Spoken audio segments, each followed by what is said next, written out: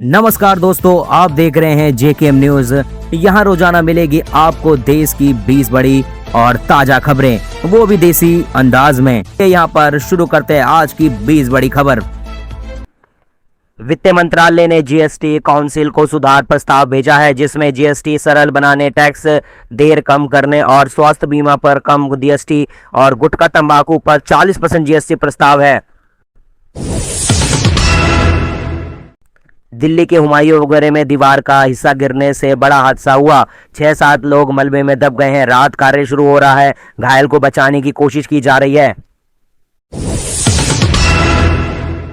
PM Modi ने लाल किले से पहली बार आरएसएस का जिक्र किया। उन्होंने कहा कि आरएसएस दुनिया का सबसे बड़ा एनजीओ है, जो 100 साल से राष्ट्रीय निर्माण में योग्यता दे रहा है।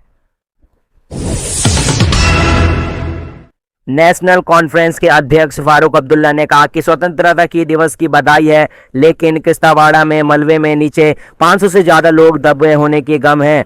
ये खुशी के साथ दुखी का भी मौका है।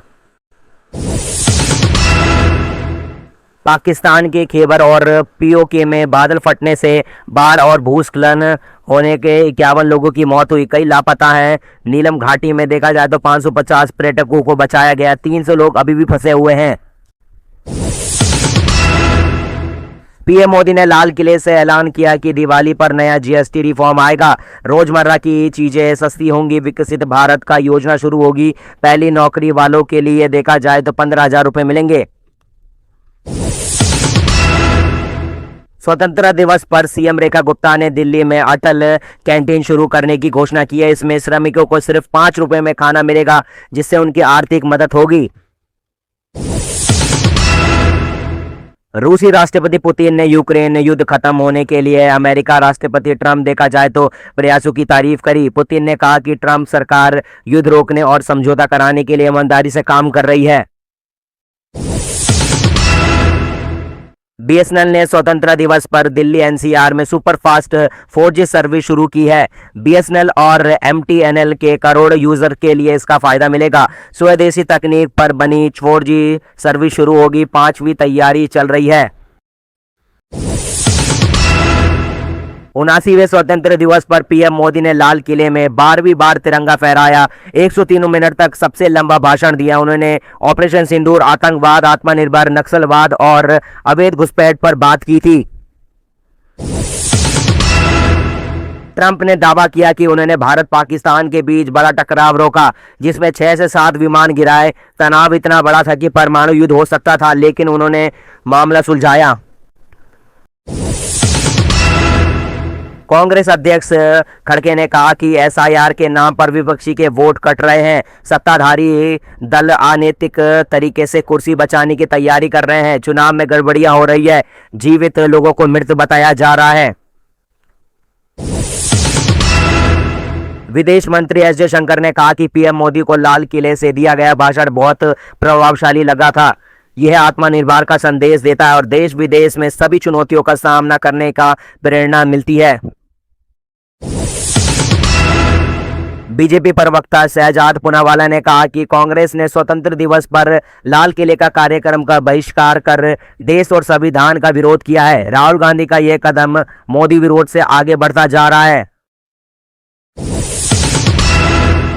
दिल्ली में आवारा कुत्तों की समस्या के लिए नगर निगम ने मास्टर प्लान बनाया। 12 जोनों में कुत्तों के लिए शेल्टर बनाएंगे। हेल्पलाइन नंबर दिया जाएगा ताकि लोग जानकारी दे सके।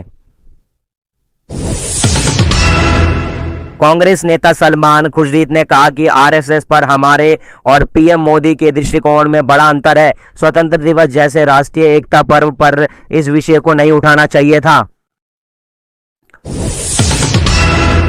विपक्षी बंगाल में वर्तमान में NH-19 पर बस की ट्रक से टक्कर में 10 बिहारी यात्रियों की मौत हो गई है। 35 लोग घायल हैं। कई की हालत देखा जाए तो गंभीर है। घायलों को अस्पताल में भर्ती कराया जा रहा है। सरकार ने 3,000 रुपए में वार्षिक फास्टैग पास किया गया है, जो कि 1 साल तक वैलिड रहेगा। इसमें 200 बार टोल पास कर सकते हैं। प्रति टोल 15 रुपए का होगा। इससे रोजमर्रा यात्रा ऐप या फिर देखा जाए तो www की NHA गवर्नमेंट की वेबसाइट से होगा। ट्रंप के टैरिफ से भारत अमेरिका में तनाव बढ़ रहा है। चीन से दोस्ती का प्रस्ताव दिया। चीनी प्रवक्ता ने कहा कि भारत के साथ मतभेद सुलझाएंगे और शंघाई सहयोग संगठन जैसे मंचों पर सहयोग बढ़ाने की तैयारी की जाएगी। पीएम मोदी ने लाल किले पर 79वें स्वतंत्रता दिवस पर तिरंगा फहराया। राहुल गांधी, सोनिया गांधी और देखा जाए तो खड़के कार्यक्रम पे नहीं पहुंचे। बीजेपी नेता शहजाद पूनावाला ने इसे संवैधानिक कर्तव्य की अनदेखा बताया। तो दोस्तों, ये थी देश भर की आज की 20 बड़ी खबरें। अगर वीडियो पसंद आए तो लाइक करें और कमेंट कर बताएं अपनी राय, और चैनल को जेकेएम न्यूज को सब्सक्राइब करना बिल्कुल ना भूलें। कल फिर मिलते हैं ताजा और बड़ी खबर के साथ। धन्यवाद और जय हिंद।